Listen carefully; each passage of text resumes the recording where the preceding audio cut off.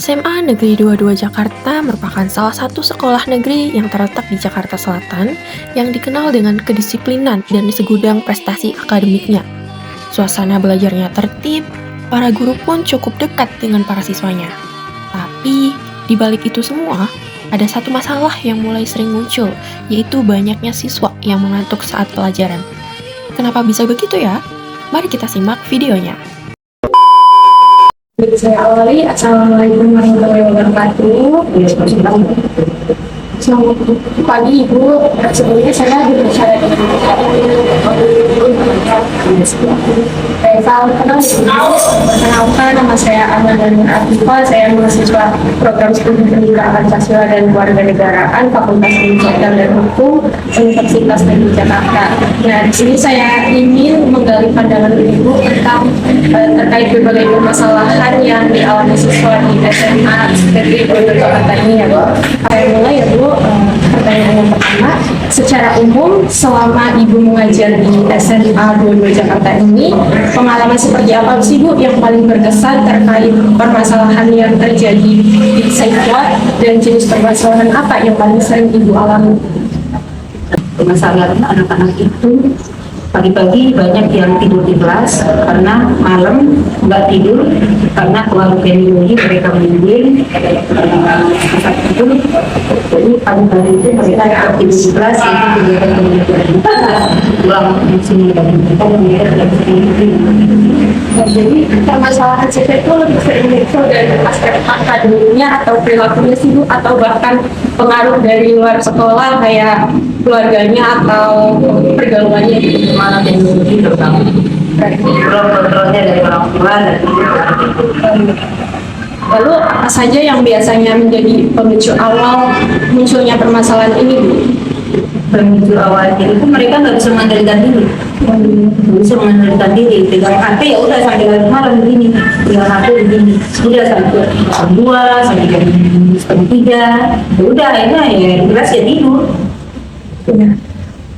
Dari pengalaman Ibu nih, apakah permasalahan siswa ini lebih sering bersifat individual ya Bu?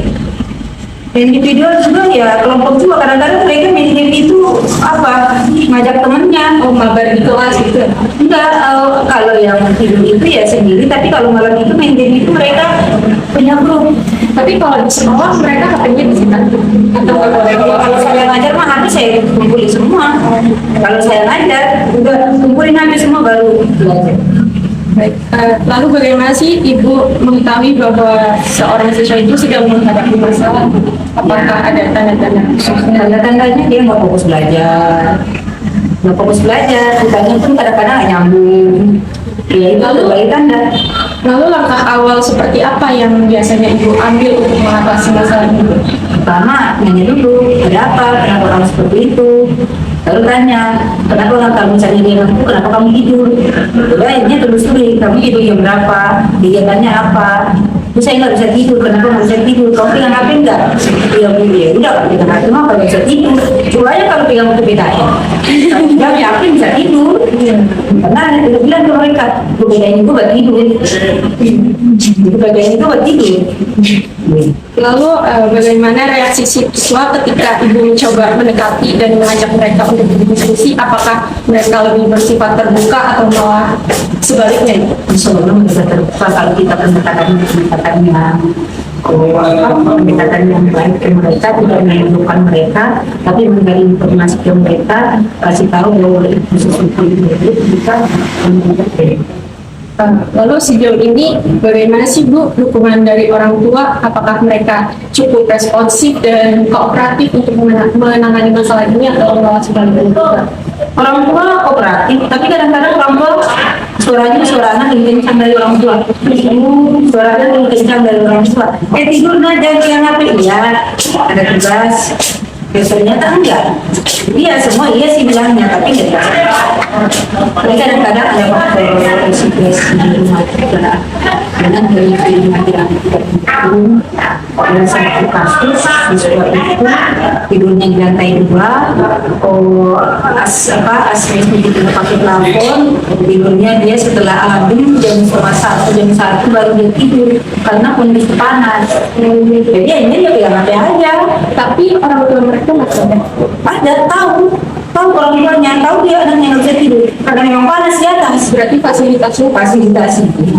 lalu dari mengatakan ibu nih, apakah perilaku menyimpang ini di sekolah ini dari tahun ke tahun mengalami semakin membaik atau justru malah semakin buruk ibu kasusnya?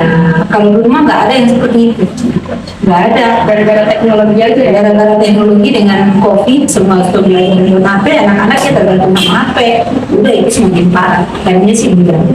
Oke, pertanyaan terakhir Ibu. Menurut Ibu, perubahan seperti apa sih Bu yang sebaiknya dilakukan oleh pihak sekolah supaya masalah ini tuh dapat diselesaikan ataupun diminimalisir? Satu, memberikan pengertian di anak bahwa kita harus proses pada perkembangan teknologi yang dapat bisa menggunakan teknologi itu dengan tepat guna. Jangan karena teknologi itu kalian semakin terpuruk dengan teknologi. Jadi ini satu sisi bisa untuk mencapai keberhasilan kalau kalian bisa memanfaatkan dengan baik. Tapi kalau kalian tidak bisa menggunakan ini dengan baik, maka kalian akan menjadi korban dari teknologi. Jadi kembali kepada masing-masing siswa juga. Cuman kadang-kadang mereka nggak tahu, karena mereka nggak tahu makanya kita sebagai guru kasih tahu mereka dengan pendekatannya, pendekatan yang baik ke mereka, kita kasih pengertian, itu bilang ke mereka. Kita sekolah itu termasuk di antaranya untuk dengan ilmu pengetahuan hidup itu akan mudah. Untuk matamu, dia kondisi orang tuamu, kalau orang tuamu orang kaya, bagaimana caranya bisa generasi bisa kamu pertahankan kekayaan orang tuamu, dan saat generasi kamu, harta kekayaan orang tuamu itu jadi habis. Tapi tutup matamu, lihat kondisi orang tuamu. Kalau kondisi orang tuamu berada di bawah rata-rata, kamu perbaiki. Kamu perbaiki dengan cara apa? Caranya. Kalau kamu gak mau belajar, maka kamu akan berada pada lingkaran kehidupan ekonomi yang selalu berada di bawah, dan itu akan kamu warisi. Kamu mewarisi kehidupan orang tuamu yang kamu lihat seperti apa. Ini kalau kamu kasih yang terbaik ke orang tua. Terus pintar, kalau tidak pintar sudah jadi orang kaya. Harus orang kaya. Kalau kamu orang kaya, kamu bisa kasih capak orang tuamu, kamu bisa kamu kasih sedekah untuk orang tuamu, kamu bisa mengalir. Baik, terima kasih ya Ibu. Maaf juga sudah mengulangi. Terima kasih. Terima kasih banyak ya Ibu.